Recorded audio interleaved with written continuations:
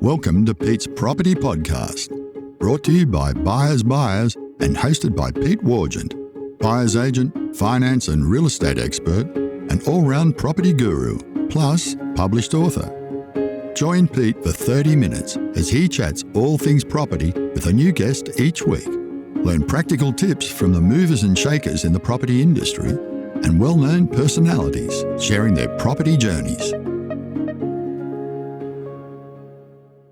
G'day, welcome to this week's episode of the Pete Wargent Property Pod. I'm delighted today to have a special guest on the podcast, fellow Brit. I'm thrilled to welcome Andy Reid from Sold By Group, award-winning auctioneer down in Victoria. Andy, welcome. It's great to have you on. Thanks ever so much for having me, man. We cottoned on the accent pretty quick, and we discovered how close our accents actually are. Fairly unmistakable sort of Midlands accent you've got there. So I'll just run through a quick bio. So Andy is an award-winning auctioneer, the founder and director of Sold By Group, which is a full-service auctioneering company servicing in excess of 120 agencies through Victoria. And Andy says in his bio that he's the least important person in the transaction, and he's very happy with that, and was grateful to see all the hard work pay off, winning the REIV Senior Auctioneering Competition in 2020, but also REB Auctioneer of the Year this year, and a range of other industry awards. So a thought leader in the industry, often sought after for his opinion, and regularly featured, of course, in the mainstream media. So Andy, tell us first a little bit about your background. Obviously British, and how did you get into real estate and becoming an auctioneer? It all stems from my better half, to be perfectly honest. So I was in England in the hospitality game, running bars and restaurants and getting people drunk for a living, and then met my now wife, who's Australian, who was born and bred in Melbourne. She was traveling around London and the UK and Europe, came over, and I was actually getting courted by Vodafone for a customer service management role. And then my father-in-law, who owned a real estate franchise down here in Melbourne, southeastern suburbs, sort of hit me up over dinner and said, "Hey, I reckon you want to give this a go. I think you'd be quite good at it." I was like, "All right, cool. If I'm shit, then, you can bid me and no hard feelings." And then, there's almost the same thing happened with the auctioneering. And a couple of years after I'd started in the real estate space, my father-in-law had just got back off holiday. I was still jet lagged. And he turned around and said to us, "Andy, I've booked an auction for you." I went, "Okay, cool." And I was thinking I was just going to be the buyer runner or whatever, right? And he goes, so you'll just need to sort your script out and you'll be on in 2 weeks. I'm like, okay, a bit of brown pants, but I very quickly discovered something that I just find to be the best thing in the world. Auctioneering is very much my drug of choice, and I find myself to be very lucky to have found effectively what I feel I'm supposed to do. It's interesting that in Australia, very much they go in for, especially in Melbourne, of course, the street auctions, and it's kind of like, it's property sales theatre. You would be familiar with some of the big auction days they have in London, where you sit in some nondescript hotel and there's about 300 properties get auctioned in a row. It's very sort of unemotional, and you sit there for hours waiting for your property to be auctioned. But in Melbourne, very much going in for the street theatre and getting people emotionally connected to the property, which I guess makes it a whole lot more interesting. Yeah. How did your father-in-law identify that you might be good as an auctioneer? I mean, what kind of special skills does an auctioneer need? Obviously, you need to be a good communicator and probably a loud voice and a level of confidence and ability to deal with people. But what would you say what's the most important thing about a good auctioneer? For me, the best auctioneers are devoid of ego. They don't it's odd, right? It sounds a little bit contradictory that we're the center of attention effectively. In essence, the best auctioneers, and I think that's probably one of the reasons why I've ended up falling into it the way that I have, is I don't let my ego get in the way of the transaction in any way, shape or form. And unfortunately, there are plenty of sort of lesser callers in the game that do.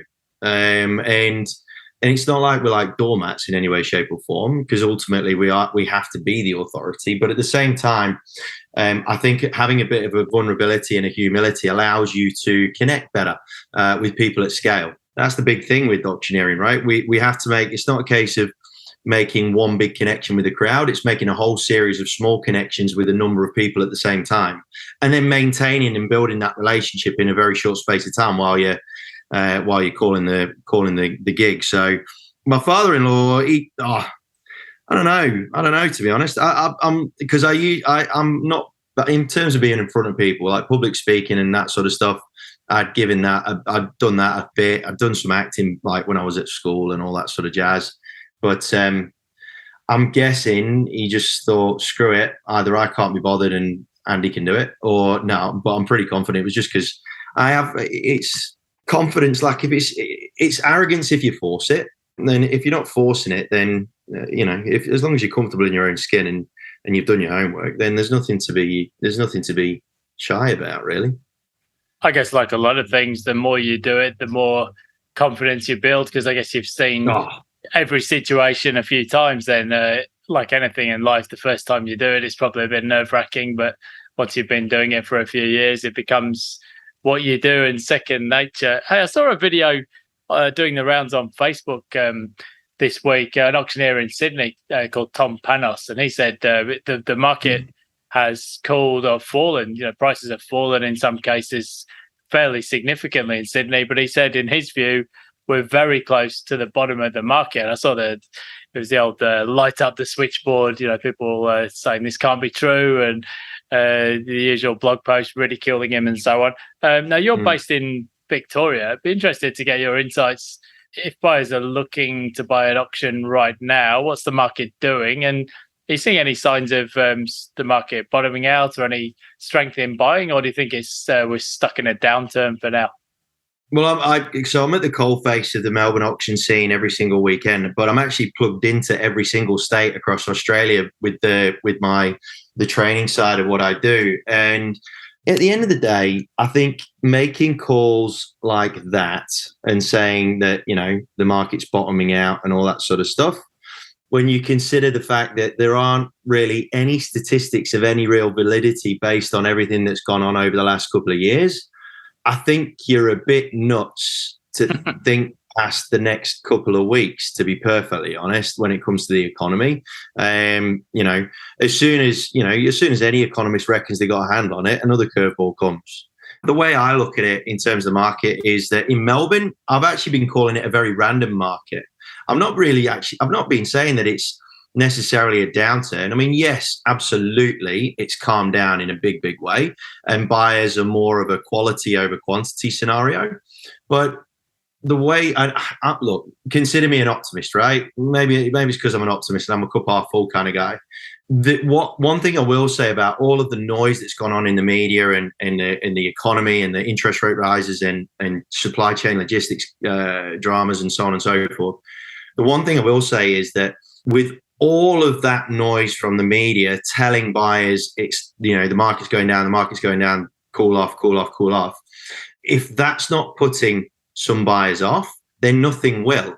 And so what I've been saying to a lot of the vendors that I work for and a lot of the agents that I work with is that, yes, you're not going to see as many buyers and you've got to put more effort into them. I think that our industry needs to put a bit more effort into buyer relationships anyway, but that's another topic.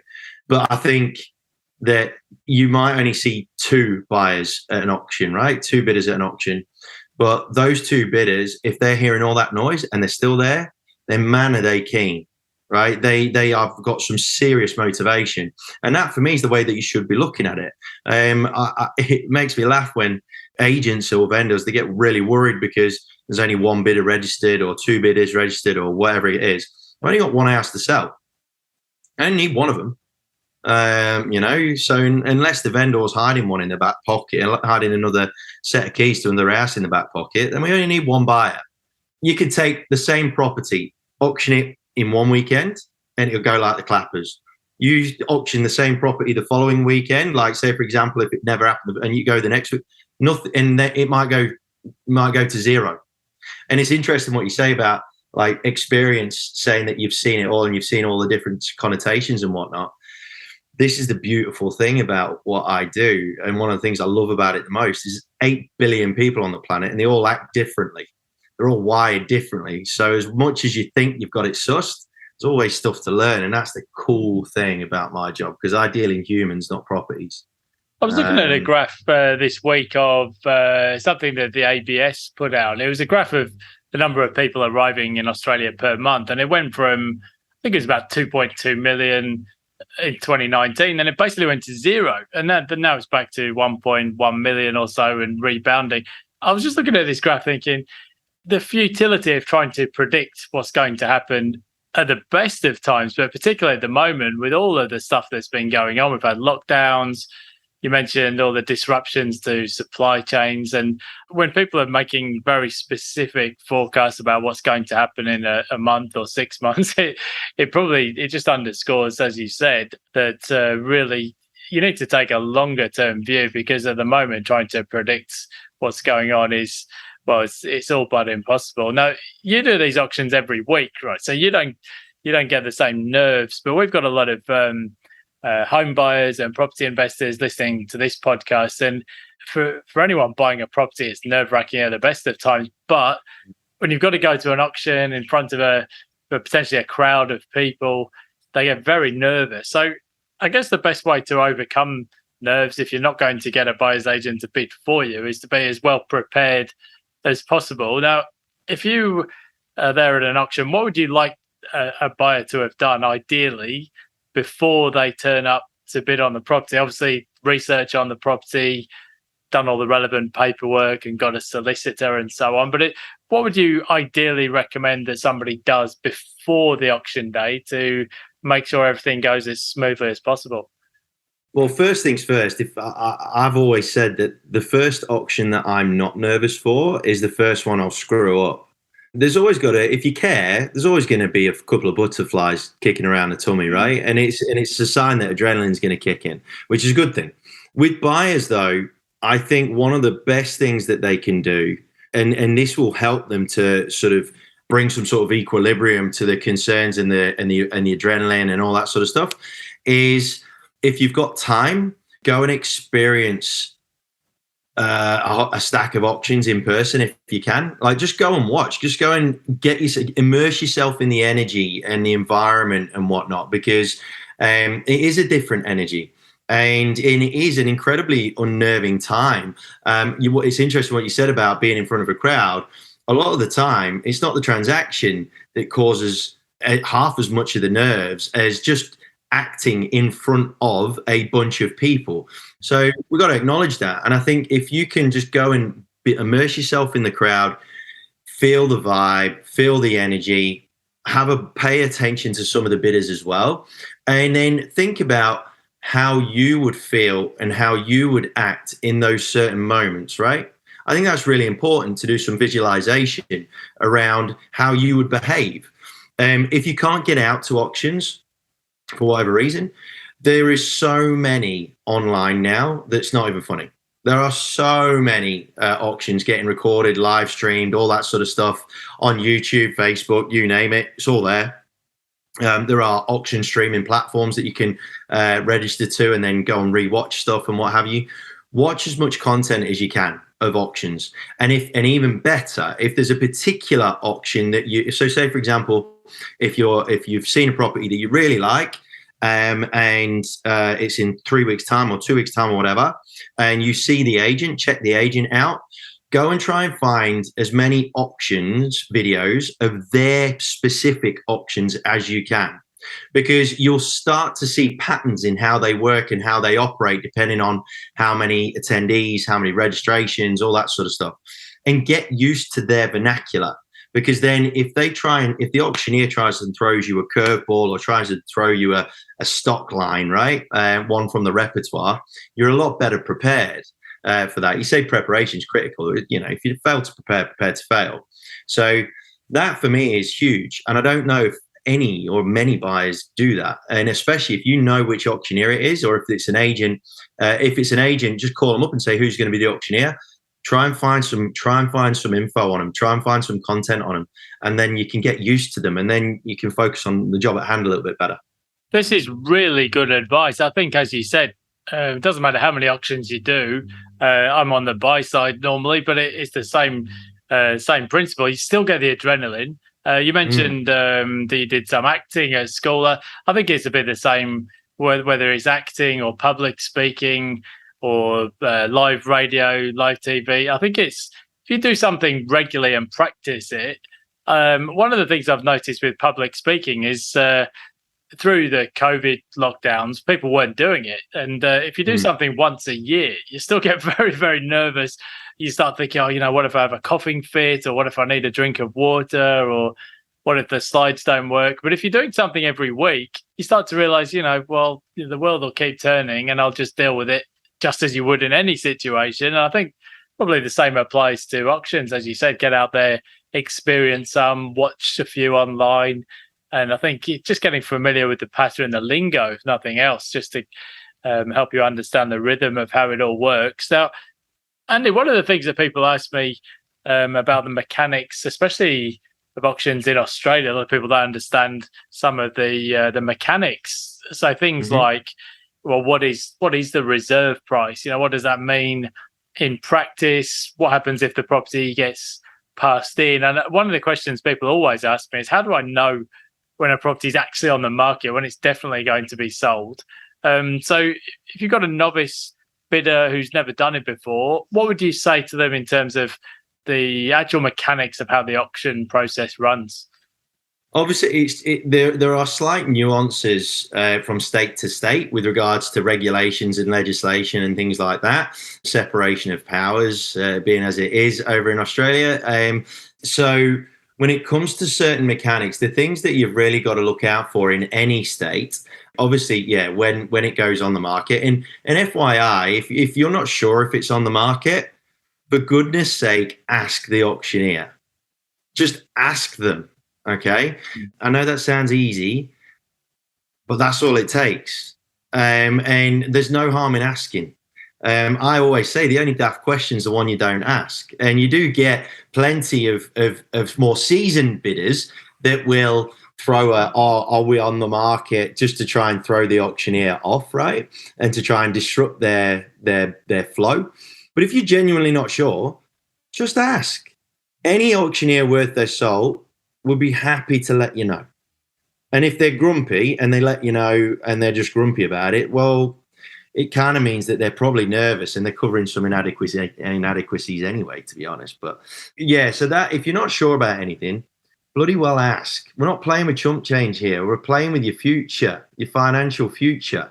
So don't be shy in coming forward. And when it comes to certain other mechanics, so in every state there'll be regulations and whatnot. In Sydney, for example, they have their regulations on like an A-frame outside the auction, and they point to them and say, "There's the regulations," and then they get into the bidding.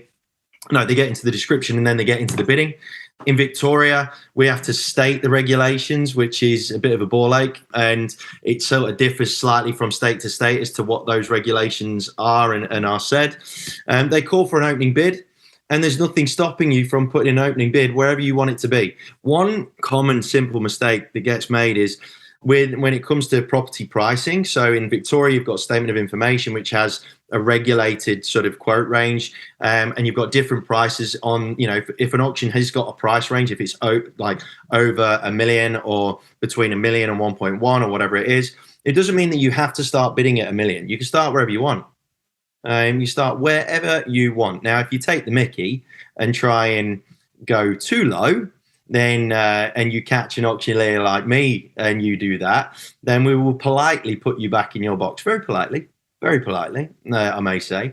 But don't try and be too clever, because you'll get found out, all right? But there's nothing stopping you from starting the process a little bit lower, just so that you can give yourself a bit of a run and give yourself a chance of it potentially stopping a little bit lower. Do you want to save on buyer's agent fees? You could save thousands with Buyers Buyers. As Australia's most extensive network of buyer's agents, we can lock in highly competitive prices. Plus, our national network of buyer's agents are some of the best in the business. So get the buyer's advantage and talk to us today. Call 1-800-975-051 or visit buyersbuyers.com.au. Like a lot of things in life, I suppose auction bidding is one of those things to some degree you learn by doing. I've read a few books over the years and they talk about some of the bidding strategies that you can use. So like you can sort of try and slow the auction down with some sort of small increments bids, or you could start bidding late in the process and come in with a big knockout bid. And I've read some of the other things that people try and do, like wear dark glasses or try and intimidate the younger bidders and stuff like that. Are there any auction bidding strategies do you think are more or less effective, or does it just simply depend on the market and the property in question? It can actually depend on the auctioneer, who the auctioneer is. So if it's an auctioneer like myself who takes the craft seriously and practices, and so I call more auctions than the vast majority of auctioneers in Melbourne, but I practice more than anyone else as well, right? If you try and play those sort of strategies against one of us, then we will be able to ride it out quite successfully. Say for example, with regards to the bidding increments, if you try and chop the bidding increment down, so you try and chop, we're asking for, I don't know, say 25,000, and you try and offer 5 or 2 or 1 or something along those lines, right? If it's an auctioneer that's not that seasoned and it isn't as confident as what they perhaps could or should be, that's not a bad way to slow things down. When it comes to the aviators and all that sort of stuff and wearing a baseball cap and all that crap, sure, it's kind of like playing poker, right? Because in effect, one thing that you've got to be focused on is the fact that it's not you versus the auctioneer, it's you versus the other bidders. And the auctioneer is just there as a ref, essentially. We're just there as like a referee facilitator. And so the people that wear the sunnies and all that, they're the types of people that would wear sunglasses on a poker table in the dark, right? They're the ones that are trying to hide their tells because they think that you'll be watching them and eagle-eyeing them and all that sort of stuff. I think the lower increments can sometimes flatter to deceive. For example, I literally just had one on the weekend where I had one buyer that thought he was really, really clever in offering me lower increments and halves and $100 bills and things like that. And what he didn't realize is that because I managed to get increments creeping back up again, and before he realized it, he cost himself about 35 grand. And he didn't really realize it because he was too busy trying to play the game. So you got to be careful about that. It makes you feel like you've won, but you might actually end up losing. And yeah, sometimes going big can be really, really good. Some of the most effective strategy, I think probably the most effective, is when I've had a bidder that's just come in and gone whack with a not even a low ball offer, an offer that is like really, really good, but they wanted to stem the flow and not even get it started, and it worked, right? It's happened twice where I tried everything to get the ball rolling after that, but because the offer was high enough, it just crashed the whole thing. So that can be a really, really good way to go. I know that advocates love standing. Where they stand is one of those key things that advocates do. And they sort of stand on my sort of like 8 o'clock or 7 o'clock or 4 o'clock or 3 o'clock, right? And they're looking at the crowd. That has been known to put off buyers like, Joe and Jane buyer. So if you find yourself going up against an advocate, just focus on the auctioneer, not the advocate, because the advocate's just trying to put you off. And I try and make light of it. So I love it when advocates turn up to mine because I get to have more fun on a professional level. Then it's like it turns into sport at that point. The best strategy I've come up with for buyers is think of 3 price points. Think of a bargain price, what you think is going to be an absolute steal, what you think is fair between you and the vendor based on what you think it's worth and what they're asking for, and what you're prepared to stretch to. And if you do that, then you're going to be able to think a bit more logically throughout the process. And again, visualization is massive. So you got to visualize what that first sort of few minutes is going to be about and how you would ideally like to see it play out. And breathe, for God's sake, breathe and have a bottle of water, right? Because you're going to need to sip on something. Yes, preparation is obviously key. I think you need to know before you go to the auction, what's your limit, what's a good price, and what's your stretch price. I think there's nothing worse than seeing a couple bickering in the middle of an auction about should they do an extra 2 or 5K, because straight away every other bidder knows they're close to the limit or beyond it.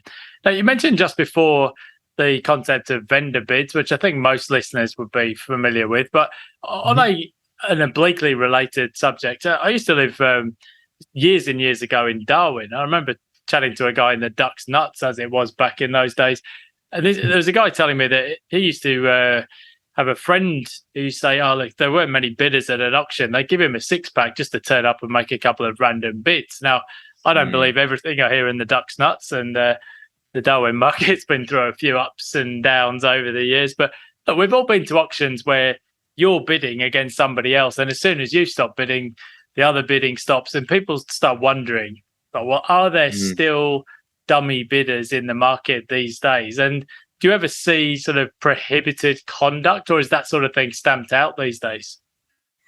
Sometimes I have my suspicions, because obviously I'm independently contracted, right? And there are occasions, I'm not going to lie, where I have my suspicions. Look, at the end of the day, there is that much red tape now, and lots of auctions are on film. So, damn, it's risky. If an agent's going to try it, far out, it's super risky. Super risky, because there's that many ways that you can get caught. In every other state except Melbourne, you've got registration of bidders as well. So, you've got the bidders record there, which is obviously there to help with that transparency. In Melbourne, it's still a free-for-all, and we're trying to change that at the REIV at the minute. You don't have to register in order to bid. We really want to bring that in so that we're in line with the rest of the country. Yeah, I have my suspicions, but sometimes, people are really aware of it happening if it happens. And then credibility just goes through the floor. Credibility's gone at that point. So if you have your suspicions about it, just focus on the property. Pay what you feel you're happy to pay, or go to whatever you feel you're happy to go to. And if it goes beyond that, and you think something's up, then something's up. Then don't worry, because at the end of the day, it's gone beyond what you're prepared to pay anyway. I'm always one of those guys that sort of focus on keeping your life moving forward. Don't worry about anybody else's life. Yeah, I think it's an important point to not get drawn beyond the limit of what you were prepared to pay before the emotional heat of the auction. And this is probably the most important question for a POMI real estate practitioner. Is the word auction or is it auction? Because I've heard people say both over the years. And what's your take on that? Very important question. I say auction. I say auction. You've held on to those Nottinghamshire flat bows, I can hear. Now, you've got a few other strings to your bow. Regularly see you in the media and so on. I do also know that you're a mental health advocate as well. Tell us a little bit about that. Oh, it's through my own stuff, mate, to be honest. I started formally taking a trip down mental health lane in 2015. I think it was 2015, 2016, 2015. And we thought it was postpartum depression initially. It turns out there's some really old wiring that needed upgrading and whatnot. For me, it's sort of become the best bad thing that's happened to me in my life, because it made me evolve as a human, as a man, as a dad, as a husband, as a mate. It's made me become a lot more aware of the energies and the emotions that are at play in everybody. But in the real estate space, the reason why I've sort of taken that sort of moniker of mental health advocate on is because within the industry, it can be really, really harsh. Really, really harsh. I mean, look, the public don't like us at the best of times anyway, right? And I actually found that really difficult, going from being a bar manager of a vodka bar in London where everybody wants to, be your best mate so they can get a freebie or get in, skip the queue or whatever, to being an agent where people would walk across the road if they know you're an agent, right? That's horrible. Yeah, and within the industry, there's that. And there's also, lots and lots and lots of serious pressures. And there's the alpha maleisms as well. There's that whole pride thing, but in guys, when it comes to mental health, There's the stats around suicide in guys is way more significant than it is in women, because we're still in our infancy in terms of learning and understanding how our emotional health affects the way that we rock and roll and whatnot. So yeah, and I thankfully got to the stage where I felt comfortable enough to really be quite vocal about it, and I'm very practical with it as well. I think that's probably what makes it even more comfortable for me, because I'm not one to just sit and talk. I want to try and move forward, move on, evolve. You might not ever necessarily be able to fix some scars, but you can certainly learn to keep your world turning. And I was grateful, super grateful. I'm very, very lucky to have landed in the lap when I made that initial call to Lifeline, and they managed to convince me to go see a doctor and all the rest of it. I managed to fall in the lap of a human who paid attention to the fact that I wasn't just a guy who was going to want meds and paper over it and suppress it. I wanted to get to the root cause of this crap. So there's a lot more attention's put on it now, which is amazing. But we need to start going to the next stage of keeping our world turning and normalizing it. Like, it's just the same as a broken leg, except at the minute it's definitely seen not in the same vein. It's an important message. I just on my own personal journey, about 15 or 20 years ago, I did some CBT because I was suffering from dreadful anxiety. I think some of it self-inflicted, but when I got talking to a couple of people about it, I said, look, it's very common in expats. You think about it. You've moved away from your friends, your family, you've changed jobs, you've moved houses. Yeah, and then, as you said, there's definitely a thing in males, particularly when you're playing sports and alpha males are around, that we're not very good at speaking up, getting help. We tend to bottle things up. But when you actually do speak out or speak up to people about it, you find that many other people, just as we're talking about right now, have been through similar mental health challenges. And it's good to see these days there's many more podcasts out there. Sometimes listen to Life's a Beach, with the guys from Bondi Rescue, the guys talking up a bit more about their challenges, because doesn't come naturally to many of us. So thank you for being an advocate and sharing that important message. So Andy, where can people go to if they want to find out a bit more about your services and what you do at Sold by Group?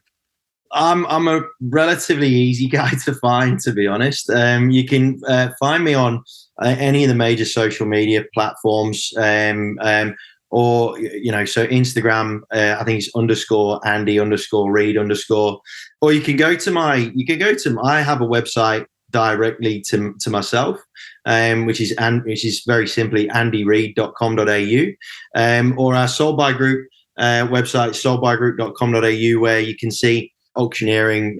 We've got information around auctioneering and things like that. We also have a community arm as well, because we do charity auctions and all that sort of stuff, and we don't charge for any of that. We're there to serve the community, and I've got this firm belief that, and a philosophy around, if we were to donate 3 to 5% of our time and skills, then the world would be a better place for free. And so for me, shouting at a few drunk people on a Friday night at a charity auction, aside from it being hilarious, it's the least I can do for my community if it raises a few more dollars for some charities and whatnot. So, and if anybody wants to reach out to us on the mental health side of things, if I can give a bit of a plug, if this is okay. Absolutely. I'm an ambassador for 100 Words, Mate to Mate, which is originated in Melbourne. I'm an ambassador for those guys. That is a mental health, predominantly men's mental health show, but it is open to everybody. And it was set up by a bunch of mates, who one of which spoke out in an event that he was thinking about, doing the ultimate and committing suicide, and that shocked all of his mates into action. And so it's all about, instead of just asking people, "Are you okay?" it's going that step further and asking how are you out of 10, and getting people to reflect a little bit, and then expanding that conversation out, because it's easy to brush off. Especially for guys, it's easy to go, "Yeah, mate, good, fine."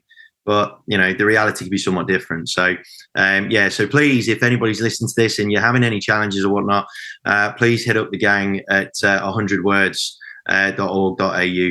Thank you so much, Andy. Yes, it's been a difficult couple of years, particularly for those of us with family overseas, been very difficult to travel, visit people, and all the rest of it. So, Andy, thank you so much. It's been a pleasure to have you on, and we'll check in with you towards the end of the year to see how the auction market's travelling. Mate, would love to. Thanks for having me. Cheers. Thanks for listening to Pete's Property Podcast, powered by Buyers Buyers. Don't forget to subscribe and join us next time as Pete chats all things property with a new guest. And just a reminder that the information provided in this podcast is general advice only and doesn't take into account your personal financial situation or needs.